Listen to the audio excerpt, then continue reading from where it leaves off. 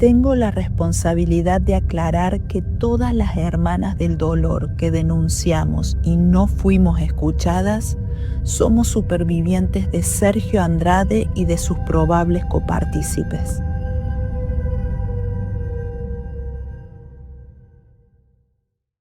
Este episodio contiene relatos sensibles relacionados con violencia de género y homicidio, que pueden resultar perturbadores para algunas personas.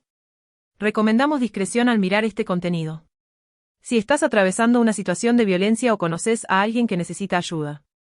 En Argentina, llama al 144, línea gratuita, anónima y disponible las 24 horas.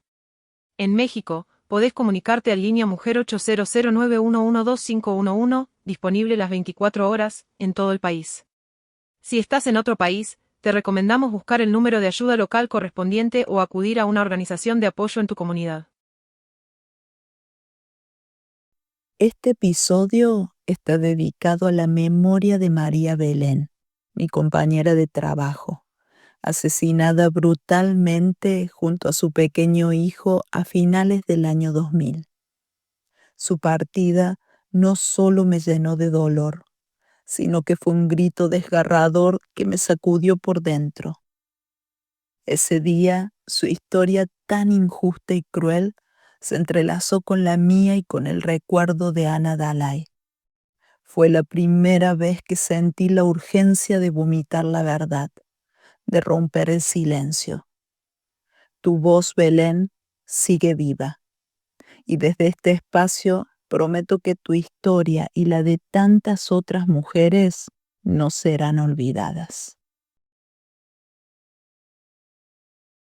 Amiguita, aunque nosotras estábamos libres, la verdadera prisión seguía dentro nuestro.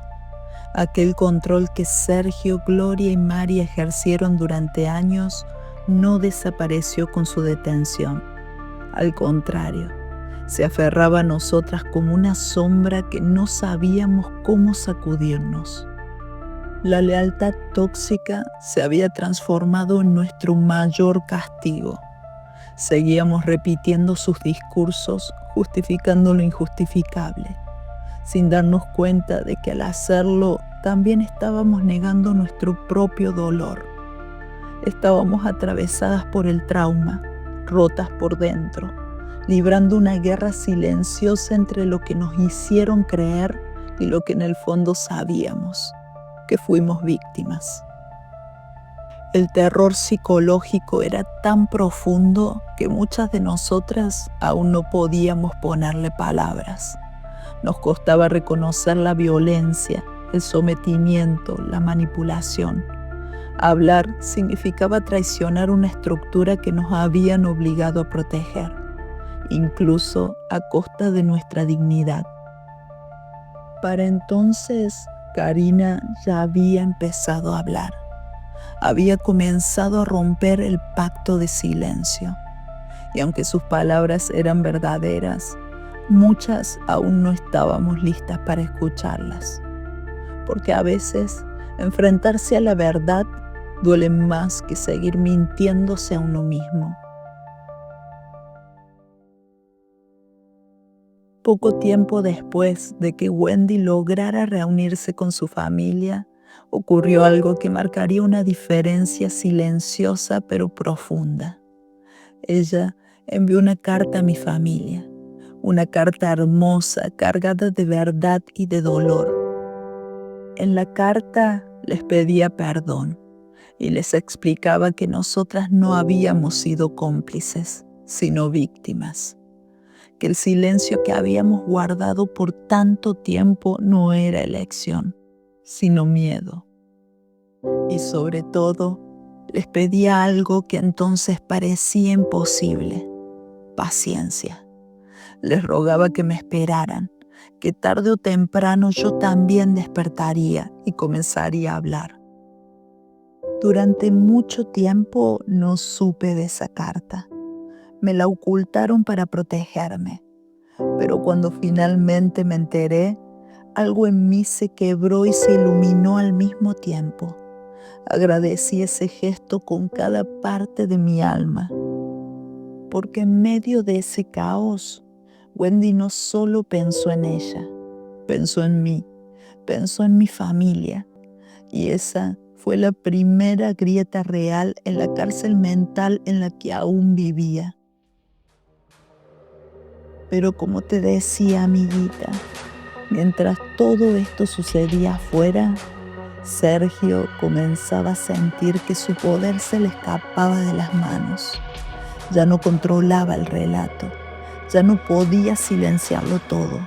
Y esa pérdida lo hizo aún más peligroso. Karina había empezado a hablar públicamente y él reaccionó como siempre lo hacía, buscando manipular la narrativa. Entonces decidió dar entrevistas y en una de ellas lanzó una declaración que me heló la sangre. Dijo que él y Gloria habían perdido una hija, que la bebé había muerto de forma natural y que hubo alguien que se encargó de todo. En ese momento lo supe. Estaba hablando de mí. No necesitaba decir mi nombre.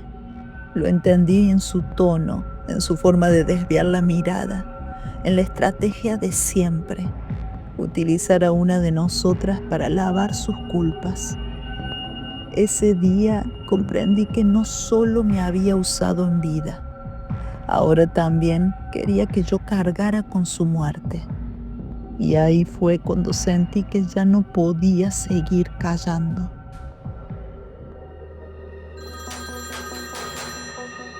El teléfono sonó en casa y al atender escuché la voz del abogado Octavio Neves. Su tono, normalmente calmo, esta vez sonaba alterado, casi desconcertado. Me preguntó sin rodeos si lo que Sergio había dicho en los medios era verdad. ¿Realmente habían tenido una hija? Una niña que había nacido y muerto en circunstancias confusas y jamás informadas. Me cuestionó con dureza por qué Sergio no les había compartido algo tan crucial. ¿Cómo se supone que vamos a defenderlos si no nos dicen la verdad? Me dijo visiblemente irritado. Noté su frustración. Lo habían dejado a oscuras en un laberinto de mentiras, al igual que a todos los que estábamos en esa red. Pero yo solo podía repetir lo que me habían enseñado a decir. No sé nada, Octavio. Yo solo seguía órdenes, porque eso era todo lo que habíamos hecho durante años. Obedecer, ocultar, callar. Sergio nos había prohibido tajantemente hablar de Ana con cualquiera. Ese silencio impuesto era como un grillete invisible que aún llevaba atado al alma. Para entonces ya me encontraba emocionalmente drenada, agotada por el peso de tantas mentiras, tantas versiones que sostenían una realidad construida por el miedo. Intentar mantener esa farsa era un desgaste diario. Me dolía el cuerpo, me dolía la mente, estaba rota. Hacía tiempo que comenzaba a tomar distancia de ellos, al menos emocionalmente. Solo respondía si me llamaban, no los buscaba. Pero incluso así, todavía tenían hilos atados a mí. Hasta que unos días después volvieron a llamar. Esta vez fue diferente. Atendió mi madre. Ella estaba furiosa, con una firmeza que nunca le había escuchado. Les dijo que no me molestaran más. Les advirtió que si volvían a llamar, los denunciaría. Cortó sin esperar ninguna respuesta y no volvieron a comunicarse. En ese momento aparentemente simple, marcó el verdadero comienzo de mi libertad. Una libertad que no llegó con portones abiertos, ni con abrazos, ni con silencio, con la ausencia de su voz, de sus órdenes, de sus mentiras. Fue el primer espacio real donde pude empezar a respirar. Aunque la herida aún ardía, aunque hablar seguía siendo casi imposible, ese corte fue el inicio de algo distinto. No fue fácil, no fue rápido, pero fue real. Y eso, para una sobreviviente, lo cambia todo. En mi casa, el ambiente se volvía cada vez más irrespirable. La tensión era constante, espesa como niebla. Yo, incapaz aún de asimilar todo lo vivido, seguía escapando de la verdad. Busqué un trabajo que me mantuviera ocupada de sol a sol, cualquier excusa para no estar presente. Comencé a vender relojes en distintos negocios, caminando durante horas por la ciudad con mis compañeras de trabajo. No ganaba mucho, pero estar fuera de casa me permitía, al menos por momentos, evadir la angustia de enfrentar a mi familia y a mí misma. En casa, mi familia intentaba comprender lo incomprensible. Mis padres y mi hermana Sandra veían las noticias en Televisa, el único canal mexicano disponible en ese entonces en Argentina, donde poco a poco comenzaban a salir a la luz detalles sobre el caso. Para mí, cada titular, cada imagen era una tortura. No podía soportar que hablaran de ellos. No podía soportar que los señalaran, porque en mi cabeza aún estaban ahí, aún eran mi familia. Mi lealtad hacia Sergio, Gloria y Mari era absoluta. Me habían despojado de mi identidad, me habían arrancado de mis raíces y me convencieron durante años de que el único hogar posible estaba con ellos. Me habían adoctrinado, moldeado, manipulado.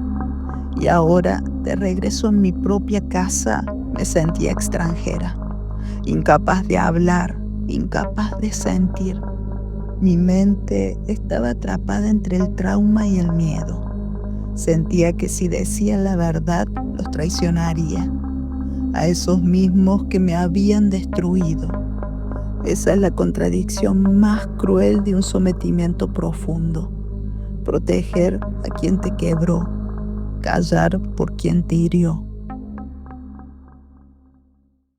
Sandra, mi hermana, ella quería ayudarme, pobrecita, pero no sabía cómo. Me observaba con impotencia mientras yo permanecía inmóvil, sin llorar, sin hablar, con una expresión vacía. Yo ya no era la misma. Estaba congelada por dentro. Un día no pudo más.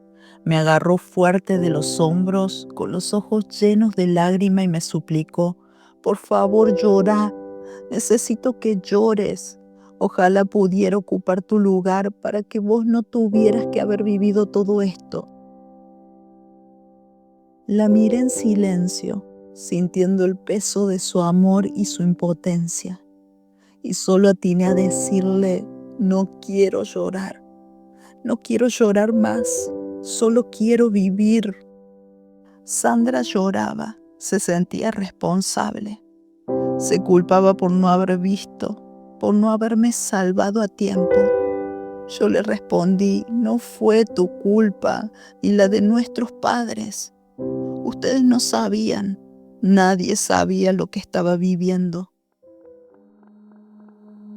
Aún sin entenderlo del todo, ella no se detuvo. Me llevó a hablar con abogados, especialistas en derechos humanos, incluso algunos que ofrecían atención en casa. Quería protegerme, guiarme hacia algo que parecía lejano: justicia. también me consiguió una psicóloga especializada en violencia doméstica. En ese entonces no habían muchos recursos gratuitos para víctimas de coerción, explotación o abuso sistemático. Pero ella buscó igual, insistió, me sostuvo. Así comenzó de a poco un camino nuevo, no de olvido, porque no hay forma de olvidar, sino de reconstrucción, de reaprender a ser, de intentar romper, aunque fuera de a pedazos, esa prisión mental que por tanto tiempo me había hecho querer a mis propios verdugos. Un domingo decidí aceptar una invitación de mis compañeros de trabajo para compartir una comida y pasar el día en un campamento. Necesitaba escapar, aunque fuera por unas horas, de todo ese peso invisible que llevaba dentro. Durante el trayecto, mientras manejaba el auto y recogíamos a algunos colegas, la radio interrumpió la música con una noticia que me paralizó. Esa mañana habían encontrado en un terreno baldío el cuerpo de una joven asesinada junto a su bebé, ambos cubiertos en escombros. La crudeza de ese crimen me atravesó el pecho. Sentí bronca, dolor, impotencia. No podía dejar de pensar en la cobardía de su agresor. El día siguió, pero esa noticia me revolvía por dentro. Al volver del campamento, uno de mis compañeros me miró con tristeza y me confesó que la joven asesinada era una compañera nuestra, una amiga. Tenía solo 19 años. Yo la quería mucho. Había compartido momentos con ella, charlas, complicidades silenciosas entre jornadas. Ella había denunciado a su marido por violencia, pero como pasa tantas veces, el sistema no actuó a tiempo. Para la justicia, parecía que solo valía intervenir si la víctima estaba desfigurada, fracturada, muerta. Ella vivía acosada, perseguida, amenazada. Volví a casa con el alma hecha trizas y al entrar vi a mis padres y a Sandra en la sala de estar. Estaban conversando con Laura Suárez y un camarógrafo. La escena me tomó por sorpresa, pero no tardé en entender por qué estaban allí. Mi familia ya no podía más. El cerco de silencio se había vuelto insoportable. Ese día algo se encendió dentro de mí. Un malestar físico, náuseas, angustia, una mezcla que ya no podía contener. Las chicas ya habían hablado en Chihuahua. Karina empezaba a contar con más claridad todo lo que habíamos vivido. Yo era la única que no había declarado. Y Sergio, desesperado, ya me estaba señalando como responsable de los documentos de Ana Dalai. Me usaba para librarse, para limpiar su imagen. Comprendí que si no hablaba, la historia me iba a devorar viva. Me iban a hacer pagar por crímenes que no cometí, mientras los verdaderos responsables seguían jugando con las palabras. Ya no podía seguir protegiéndolos. Ya no quería. Delante de mis padres y de Sandra, mi cuerpo temblaba, pero mi voz finalmente empezó a quebrar el muro. No conté todo, no podía, pero empecé. Les dije que hablaría, que el tema de Ana no debía tratarse en nuestra casa, que ese dolor no podía ensuciar aún más el lugar que me sostenía. Le prometí a mi mamá que no me quedaría callada, que había llegado el momento. Esa noche no dormí. Algo en mí se quebró para siempre. Habíamos acordado que la entrevista sería en un hotel. Fui sola. No tenía fuerzas para contar nada con mi familia presente. Era muy duro. Abrir esa herida era como vivirlo todo otra vez. Pero ya no quería esconderme. No podía seguir siendo cómplice de mi propio silencio. Nos encontramos en un hotel frente a la cañada, el mismo donde tuve esa primera cita que me llevó a este infierno. Recuerdo cada detalle, la habitación, la luz tenue, el murmullo de la ciudad al otro lado de la ventana. Me senté frente a Laura Suárez y su camarógrafo, y allí, sin más escape, comencé a hablar. Las palabras salían con un temblor contenido, como si cada sílaba rompiera una cadena invisible. Por primera vez, comencé a liberar lo que había estado enterrado durante años. No solo hablé del infierno cotidiano que habíamos vivido bajo el mando de Sergio, Gloria y Mari, sino que también por fin pude decir en voz alta lo que había sucedido con Ana Dalai. Ya no podía callarlo más. El silencio me estaba matando.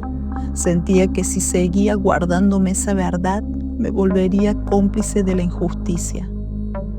Pero mientras hablaba, escuchaba en mi cabeza esas voces que durante años nos perforaron la voluntad. No nos vas a traicionar. Porque allí, decir la verdad era el peor de los pecados. En ese mundo torcido, la lealtad era más importante que la verdad, más valiosa que la vida. Nos habían enseñado que callar era amar, que obedecer era sobrevivir, que incluso si dolía había que sacrificarse por ellos. Así nos convirtieron en prisioneras de sus reglas, en sombras de nosotras mismas. Sin embargo, en ese cuarto de hotel, algo fue distinto. No era un circo mediático. No era otro lugar donde nos señalaran. Por primera vez, sentí que había alguien del otro lado que realmente quería escuchar, que quería entender sin juzgar, que quería ayudar a sanar. Y aunque sabía que esto pondría a Sergio y Gloria en mi contra, entendí que para nosotras era un paso hacia la libertad, hacia la verdadera, la que empieza por dentro. Creí de corazón que contar la verdad podía cambiarlo todo, que podía abrirle los ojos a Gloria, que si sabía todo, si dejaba de vivir en las mentiras que él también le había contado, se alejaría de ese monstruo. Yo aún la sentía cerca. A pesar de todo, creía en el fondo que ella también había sido víctima, aunque defenderlo y apoyarlo ya le estaba costando su libertad, ya le había costado su hija. Con las otras chicas había afecto, aunque la convivencia forzada nos hubiera fracturado. Éramos diferentes, sí, pero nos unía el horror. No todas fuimos amigas, pero todas fuimos sobrevivientes del mismo sistema de abuso. En ese momento, aún no entendía que cada una había sido sometida de la misma manera, con las mismas palabras, las mismas trampas, el mismo control. Nos habían hecho desconfiar entre nosotras, y esa sombra seguía viva. Costaba mirarnos como aliadas. No era fácil soltar. Yo no había podido desprenderme emocionalmente de ellos. Había estado demasiado tiempo atrapada, programada para obedecer, para justificar lo injustificable. Pero allí, hablando con Laura por primera vez, empecé a soltar. Empecé a romper mi propia jaula. Y aunque sabía que decir la verdad podía hacer que Gloria me odiara, también sentía muy dentro mío que algún día lo entendería, porque ella sabía perfectamente lo que nos habían hecho. Sabía cómo Sergio nos humillaba, nos controlaba, nos destruía. Y aún así, eligió defenderlo. Eligió seguirlo incluso después de perderlo todo. Pero yo no podía hacer lo mismo. No después de lo que habíamos vivido. No después de Ana. En aquel momento ya no quería la Gloria que defendía al monstruo. Quería la mujer que alguna vez también fue víctima. Quería que despertara. Porque si yo había podido hablar, tal vez algún día ella también podría hacerlo. Unos meses atrás supimos que Marlene, mientras aún estaba en prisión, había dado a luz a su hijo Isaac. Fue una noticia que nos sacudió a todas. En septiembre del año 2000, los medios anunciaron que había sido liberada tras pagar una fianza. Katia, en cambio, seguía encerrada, invisible para el mundo, resistiendo en silencio. Ella permaneció detenida varios meses más, hasta que en diciembre de ese mismo año, tras 11 largos meses de encierro, encontró la fuerza y el valor de hablar. Fue evaluada por profesionales, quienes constataron las profundas secuelas de violencia física y psicológica que había sufrido. Ese fue el punto de inflexión. Poco a poco comenzamos a romper el silencio. Primero Carla, luego Carola, Wendy y ahora era mi turno. Porque en nuestro universo distorsionado, admitir que éramos víctimas significaba cometer la mayor traición. Romper el pacto de lealtad que Sergio nos había impuesto como juramento sagrado. Ese pacto fue puesto a prueba una y otra vez, bajo gritos, amenazas, abusos y torturas diseñadas para destruir nuestra voluntad.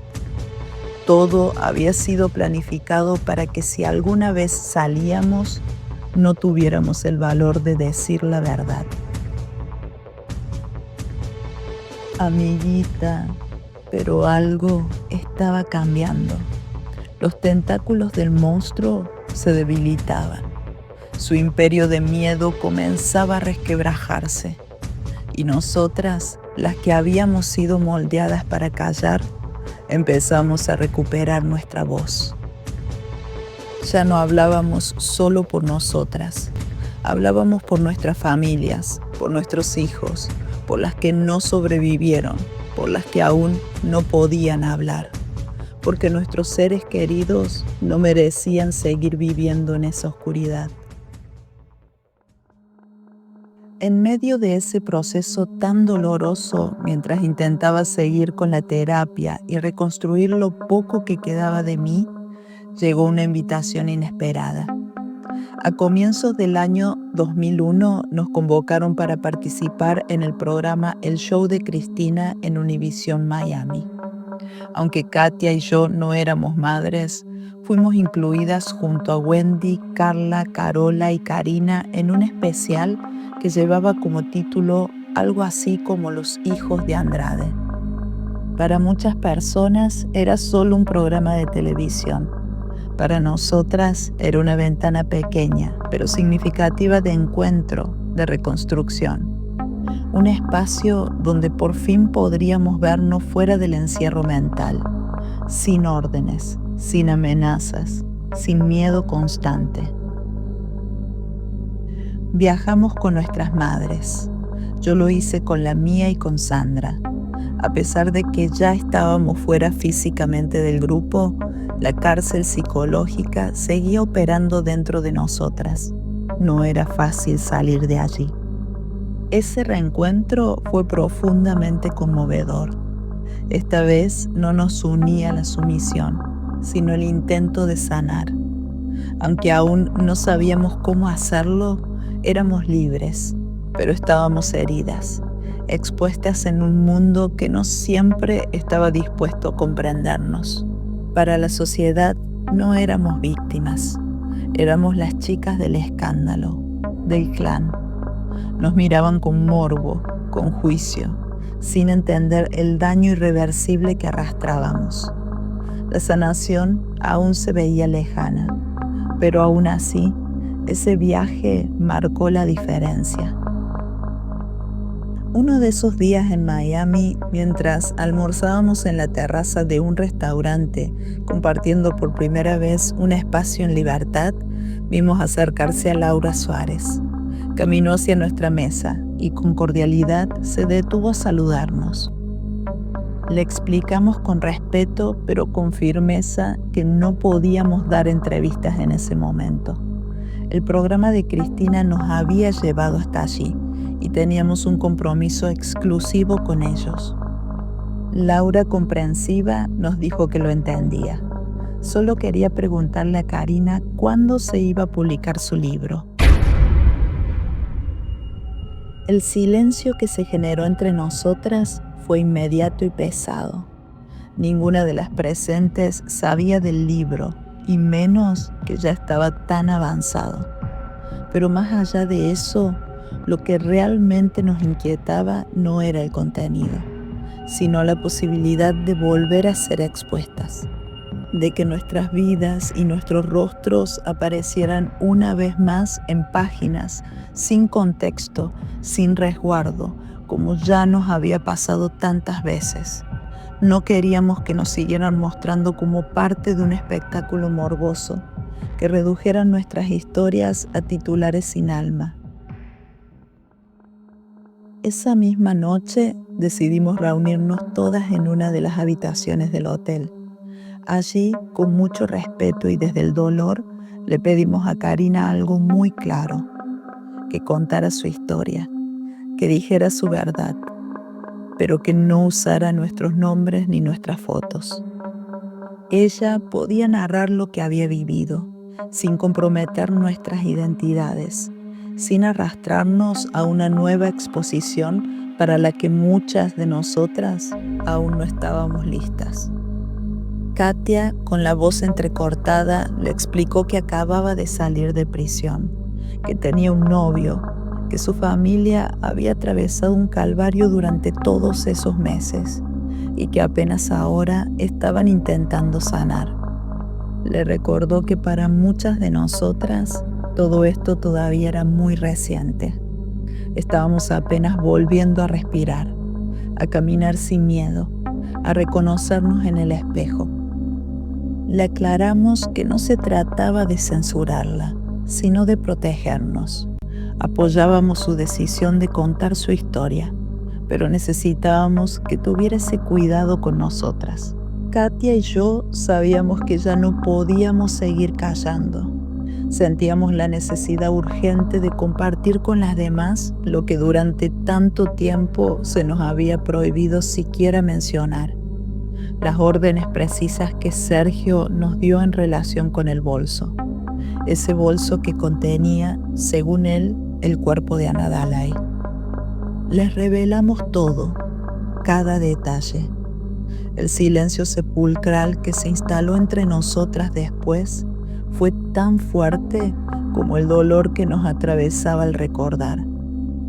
Aquel día, frente a las otras chicas, no solo estábamos relatando lo sucedido, sino dándonos cuenta con horror de lo que habíamos presenciado, de lo que habíamos sido forzadas a hacer y de cómo se nos había obligado a guardar ese secreto con la vida. Entre lágrimas les dije que deseaba presentar una denuncia formal en México, pero que hasta que eso sucediera, lo mejor sería no hacer pública esa parte tan dolorosa de la historia. Todas estuvimos de acuerdo. No queríamos arriesgar que la verdad fuera usada en nuestra contra por una sociedad que no estaba preparada para escucharla sin juzgarnos. Luego del programa, cada una regresó a su rutina, intentando reconstruirse. Sin embargo, poco tiempo después se publicó el libro de Karina, y aunque su intención no fue lastimarnos, sí dolió.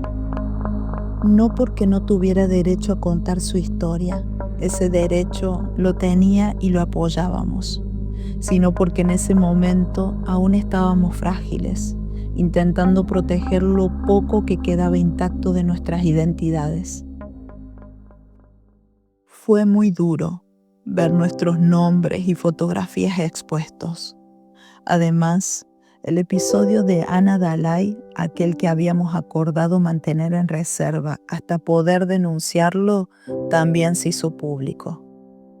Me afectó profundamente. Sentí que se rompía algo adentro. Pero con el tiempo, al mirar en retrospectiva, puedo reconocer que Karina hizo lo que creyó correcto. Tal vez no fue la forma ideal, pero cómo se narra lo innombrable, cómo se pone en palabras el infierno sin parecer brutal o exagerada. En una realidad tan perversa como la que vivimos, no existen formas suaves de contar la historia, de contar la verdad. No hay caminos sin dolor. Entiendo ahora que su decisión abrió un espacio para que otras verdades comenzaran a salir a la luz.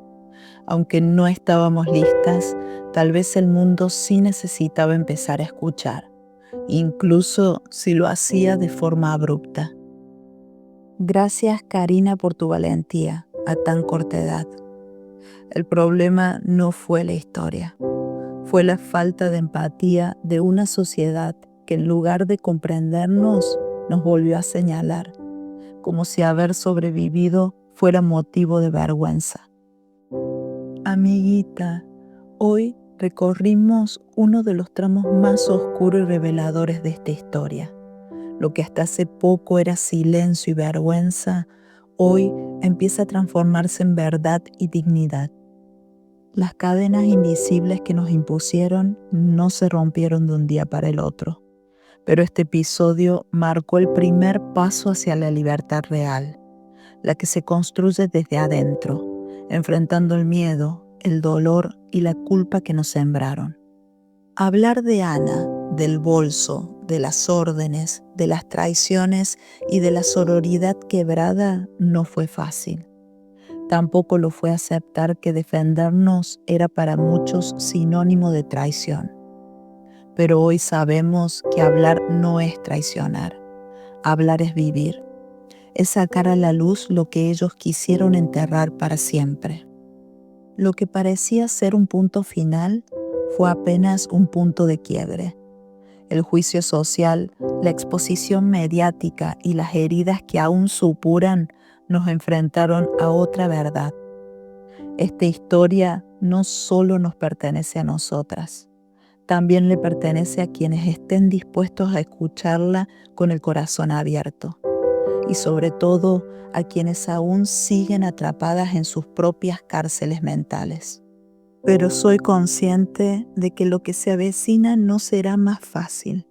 Sin embargo, ya no somos los mismos. El silencio que antes nos oprimía ahora se convierte en nuestra fuerza para seguir hablando, porque la verdad puede incomodar, pero también nos libera. Amiguita, nos veremos nuevamente en el próximo episodio, donde compartiré cómo llegué a México para declarar en Chihuahua.